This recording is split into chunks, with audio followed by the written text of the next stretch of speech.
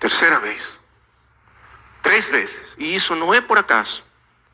O número 3 é o número da divindade, da deidade. É o número de Deus.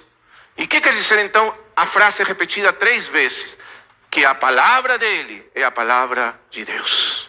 Que a autoridade dele é a autoridade de Deus. E que é Deus mesmo que está dizendo: vê, teu filho vive. É Deus conosco, Emmanuel.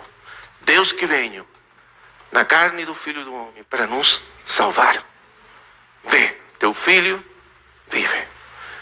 Porque o mesmo Deus, diz Paulo, que mandou que das trevas resplandecesse a luz, é aquele que resplandeceu nos nossos corações.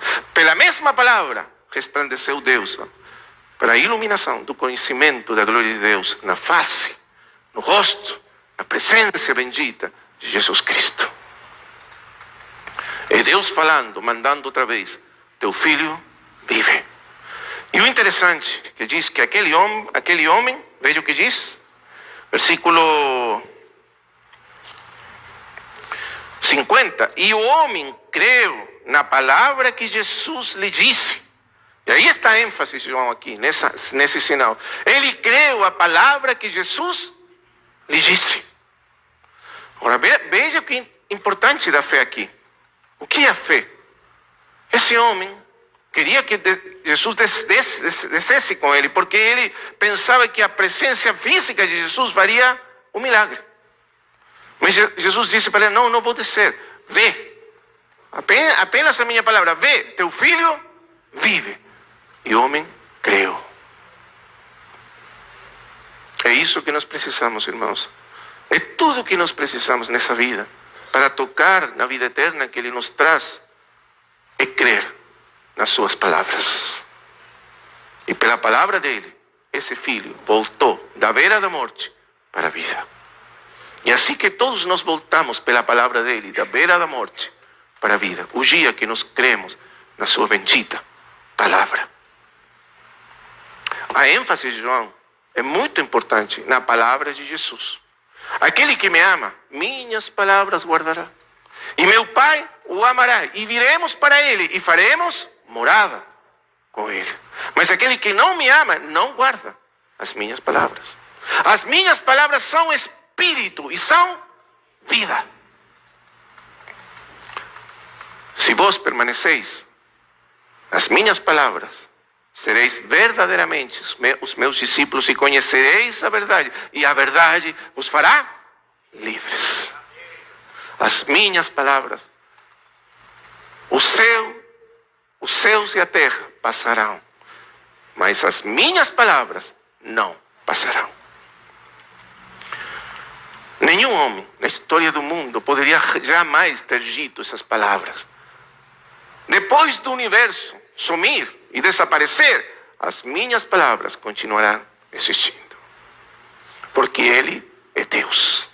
E as suas palavras são as palavras eternas de Deus. Então, nós entendemos isso. A ênfase. Essas palavras que têm vida, que nos dão a vida. É isso que nós precisamos crer nas suas palavras. É por isso a ênfase. Não, aqueles homens pediam milagres, mas o Senhor diz: vocês não precisam milagres. O que vocês precisam primeiro é a minha palavra. É a minha palavra que opera, que produz os sinais e os milagres. E aqui a ênfase, o contraste com os samaritanos, que é dito claramente aí, que eles creram apenas pelas palavras do Senhor. E os judeus exigiam mais do que isso. Mas aquele homem creu, e porque creu, então o filho dele viveu.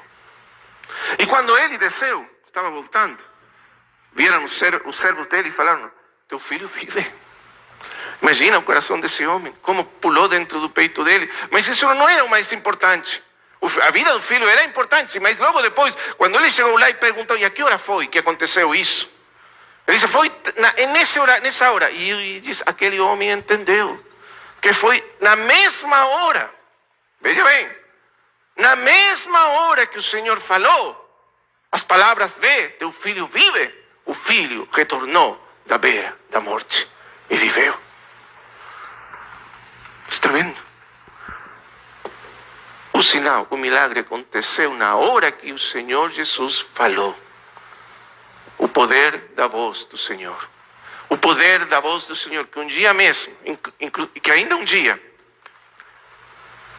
nos chamará do sepulcro para a vida.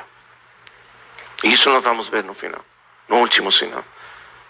Virá um dia em que mesmo os que estão nos sepulcros ouvirão a voz do Filho de Deus. E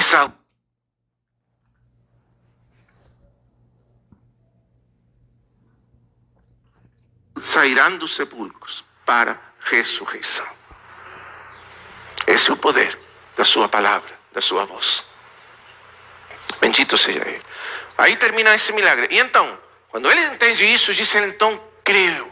Mas aí crer é um passo mais para frente. No primeiro momento ele apenas crê na palavra do Senhor. Mas agora ele entende. Esse homem me falou, me deu palavras de vida eterna. Ele deve ser o enviado de Deus. E ele creu, ele e a sua família, no Senhor Jesus Cristo. Esse é o bendito evangelho que nos salva e nos dá a vida eterna. Logo então continua. Eu disse que o segundo milagre está relacionado com isso. Vamos ver, capítulo 5, versículo 1. Passadas estas coisas, havia uma festa dos judeus e Jesus subiu para Jerusalém. Uma coisa interessante é que muitas das coisas que acontecem no livro de João estão relacionadas com as festas judaicas. Aqui não é mencionada a festa, mas sempre estão relacionadas com alguma festa, seja Páscoa, os tabernáculos, sempre está assim. E aqui o Senhor sobe para Jerusalém. Por quê? Porque João é o único evangelista que registra os atos e as palavras e os sinais que o Senhor fez em Jerusalém durante o seu ministério.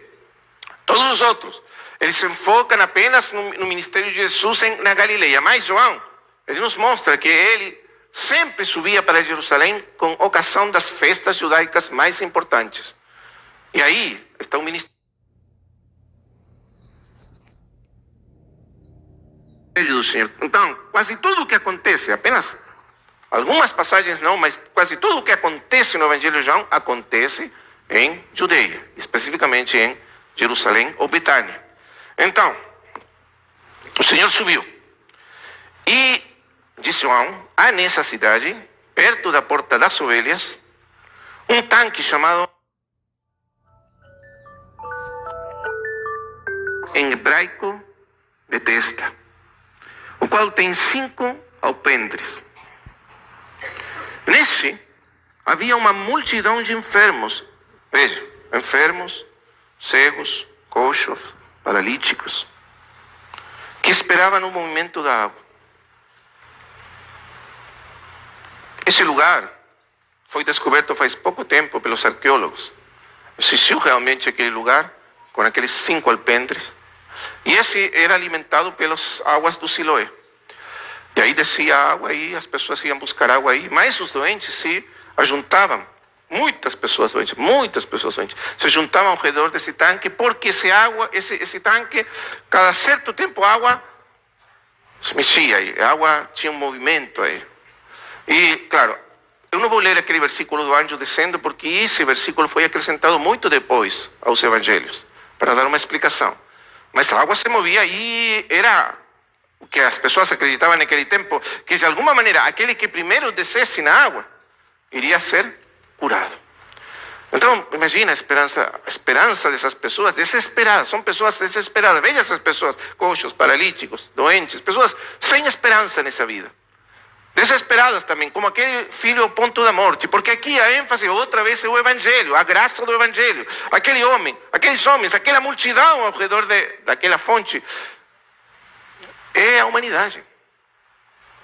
Espiritualmente falando, a humanidade inteira. Não somos todos, veja aqui, não somos todos cegos, não somos todos doentes, enfermos, não estamos todos cegos, enfermos, coxos, paralíticos, pelo pecado, pelas trevas desse mundo.